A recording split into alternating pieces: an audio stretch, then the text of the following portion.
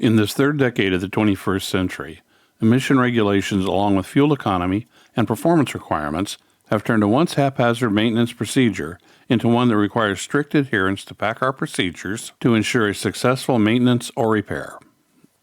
The approved source of information for maintenance, diagnosis, and repair of the PACCAR MX engine is RMI. Be sure to follow the procedures and sequence of procedures as written in RMI. Failure to follow these procedures and follow the proper sequence can result in expensive damage to the engine.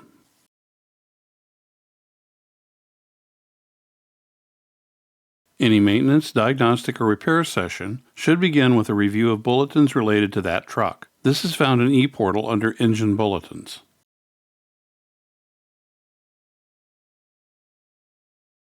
Check that the coolant level in the expansion tank is between the appropriate marks. We suggest that a premix coolant be added until the proper level is achieved. Be sure to check RMI or the operator's manual to find out the type of coolant appropriate for the truck that you are working on. Also take a sample of the coolant and check the mix using a coolant refractometer. The mix should be adequate to well below the expected lowest temperature the truck will be exposed to. Check the poly V-belt for damage and signs of serious wear, cracks, glazing, tears or cuts, hardening, excessive wear, and alignment. Check the belt pulleys and tensioners for signs of damage or wear.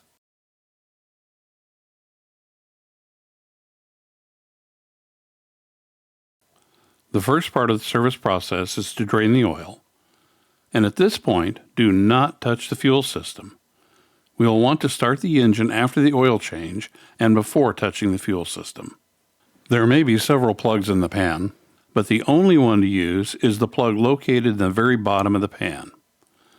This is a composite material pan and only requires a quarter turn counterclockwise to remove the plug. Metal pans have a multi-turn, screw-in metal plug. Inspect for oil leaks, then clean around the oil filter cap before removing it. This is especially true of the MX-13 due to the configuration and location of the oil module. From 2010 until mid-2021, the MX-13 and the MX-11 both had dual oil filters, a standard filter and a centrifugal filter. By the introduction of the 2021 engines, it was felt that the oil technology and quality had improved enough that only the standard filter was required, so the centrifugal filter was eliminated. Using a 6-point socket and holding the socket as vertical as possible, unscrew the cap on the oil filter. Use a handheld wrench or ratchet to do this. Never use air or electric tools for this operation. On the MX-13, each oil filter is located under its own cap, but on the MX-11 they are stacked under a single cap. Remove the centrifugal oil filter along with the cap. Now remove the primary oil filter. Try your best to keep the oil from dripping on the oil module. That oil will collect dust and dirt that can fall inside the filter housing on subsequent services and contaminate the engine. Replace all the associated O-rings and lube them with clean engine oil. Make sure your hands and gloves are clean and free of grit and debris that could damage the O-rings as you lubricate them. As you install the new O-rings, be careful not to twist them. Twisting can weaken them, but also can result in oil leaks. Install the new oil filter, being careful that it is fully seated and that the seals on each end of the filter are not damaged. Now install the centrifugal oil filter into the oil module. It should be noted that the stator on the centrifugal oil filter comes out with the MX-11 centrifugal oil filter and is reinstalled with the filter, but is not removable on the MX-13. Only the centrifugal oil filter is removed on that engine. Now install the cap onto the oil module over the centrifugal filter.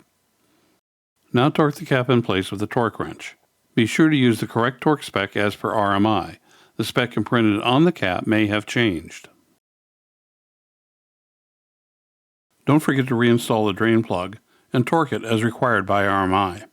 It is recommended that you replace the drain plug and drain plug seal with each oil change. Be sure to lubricate the seal on the drain plug before you install it.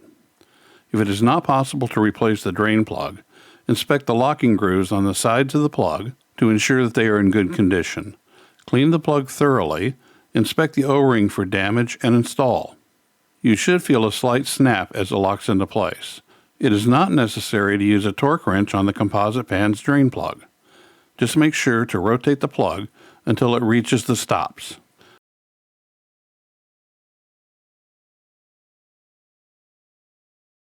However, the drain plug on the metal oil pan must be torqued.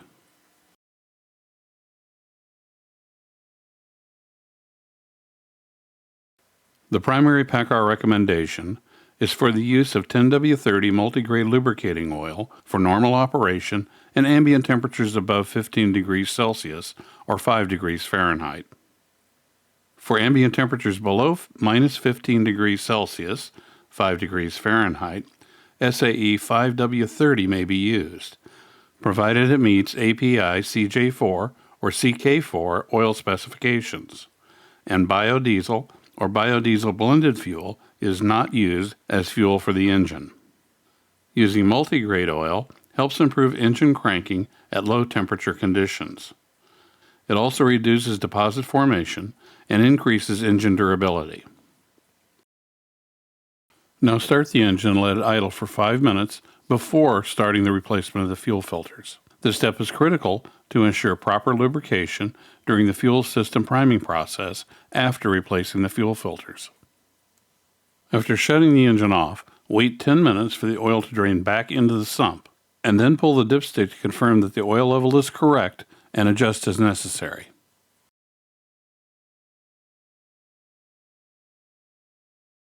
Changing the fuel filters. We are now entering a system on the engine and truck where very tiny particles, lint from shop towels, and even the residue from grit-type hand cleaner has the potential to damage the system. From 2010 until the introduction of the EPA 2021 engine in mid-2021, there was a single engine-mounted fuel filter and a single chassis-mounted fuel filter on most MX engines. The EPA 2021 and later engines use 2 fuel filters mounted on the engine. The filter to the rear is the pre-filter, and the filter in the front is the main filter. For all fuel filters, it is critical that the correct filter be used.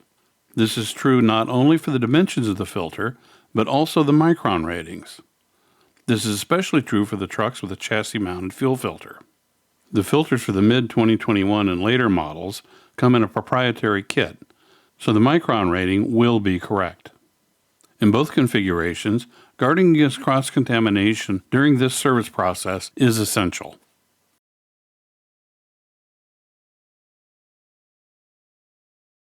October 2018, the fuel filtration module received an update, design update. One of the design changes was larger drainage passages in the module. As you can see here in the standpipe, these drainage passages decrease the flow time for draining the module when servicing the filter. However, these new passages have shown to damage the engine fuel filter seal upon installation and removal.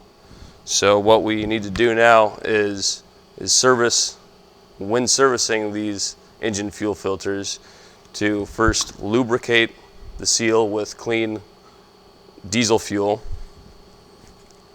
and then install the filter with a downward circular motion. Once you've reached the base of the standpipe, then apply 90 degrees more rotation. This will prevent the engine fuel filter seal from being damaged when passing over those new drainage holes.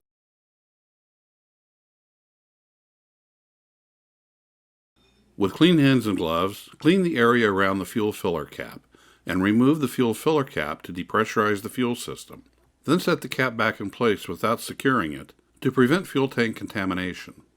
Before we begin, we need to understand that at no point should fuel be added to the system anywhere or anytime except at the fuel tank.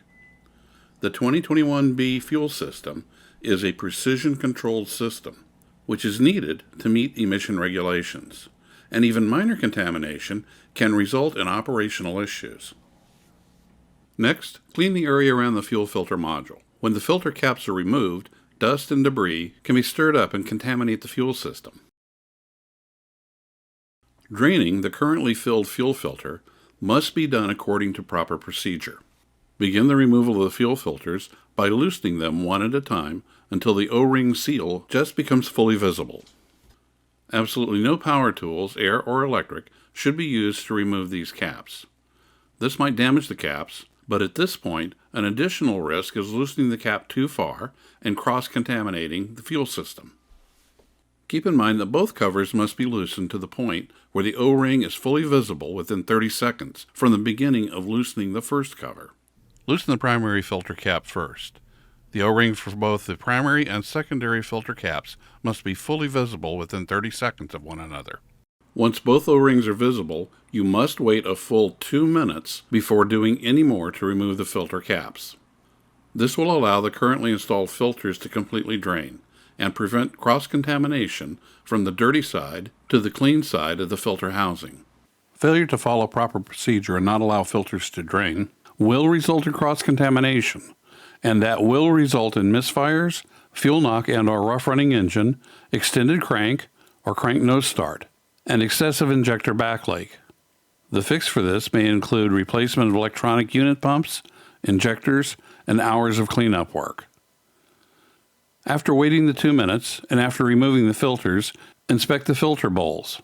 If sediment or contamination are found in either of the fuel filter housings, then use the following procedure to remove the sediment. Remember, this short cleaning procedure is only necessary if contamination is found. Remove the engine fuel filters per RMI. Use Mighty Vac with a flashlight to remove the remaining fuel and debris from both the pre and main filter housings. Pump the hand primer to pump the remainder of the pre-filter fuel into the main filter, and make sure no debris remains. If debris remains, suck out the remainder of the fuel that comes up in the secondary housing. A clean system looks like the one you see here. Install new filters per RMI. Use the hand primer only to prime the low side of the fuel system. And remember, if symptoms of fuel system contamination occur after following this procedure and replacing the fuel filters, then refer to RMI for a thorough fuel system cleaning procedure. If no contamination was found, or after using the Mighty Vac to remove the sediment and contamination, clean the water drain plug valve and the area around it. Prevent dirt from entering the fuel system. Loosen the drain plug a few turns until it begins to drain collected water and fuel. If no water or fuel comes out, check to see if the hole in the drain is clogged. When the water in the fuel filter module is fully drained, close the drain plug. Dispose of the collected water and fuel properly. After waiting the full 2 minutes, rotate each of the filter caps by hand to remove the caps and filters from the fuel filter module. Once the caps and filters are removed from the fuel filter module, the filters need to be removed from the caps. This is done by rotating the filter clockwise, with the filter end of the filter and cap assembly toward you, then pulling the filter away from the cap. Before installing the new fuel filter, remove the cap O-ring and lubricate the O-ring recess with fresh engine oil. Now replace the cap O-rings and lubricate the new O-rings with fresh engine oil. The new filters are installed by first snapping them onto the cap by sliding them into position, then rotating them counterclockwise. You will feel them snap or lock into place. Be sure to lubricate the cap O-ring, the lower filter O-ring, and the standpipe seal with clean engine oil before setting the filter assembly back into the fuel filter module. Now screw the filter and cap assemblies into place by hand. Then use a torque wrench to tighten the cap to 80 Newton meters, which is 708 inch-pounds or 59 foot-pounds. Next comes the recommended priming procedure. The recommended procedure for this new system is to prime the system by hand, using the hand priming pump. Here's what you will feel or sense as you prime the system. Within a few strokes of the pump, you should begin to feel fuel starting to move through the hand pump. How soon depends on how thoroughly the fuel filter module was drained. Then you will feel nothing as you pump, no resistance, no fuel flow. After about 70 strokes, you will begin to feel a little back pressure in the pump. This back pressure will increase and decrease a little as you continue pumping. At about 170 strokes, the back pressure will increase significantly, and the fuel filters will feel filled. The number of strokes and the amount of time it takes to prime the filters and the fuel system will vary a little, but the path to the most efficient priming is to adhere to one important rule. Any piston pump has an optimum reciprocating frequency. For the manual priming pump, this frequency is an ergonomically sound 60 to 100 strokes per minute, or about 1 to 1.5 strokes per second. Once the system is primed, tighten the fuel tank filler cap and try starting the engine. If it does not start within about 15 seconds of cranking, use the hand priming pump for about 30 seconds and try starting again. Repeat this as many times as necessary until the engine starts. Once the engine is started, do not rev the engine. This will do nothing to help the process and might actually slow the process. Allow the engine to idle for a full 5 minutes while inspecting for fuel leaks. Once the 5 minutes has passed, the engine is now ready for additional maintenance work, or for test driving the vehicle, or for returning the vehicle to the customer.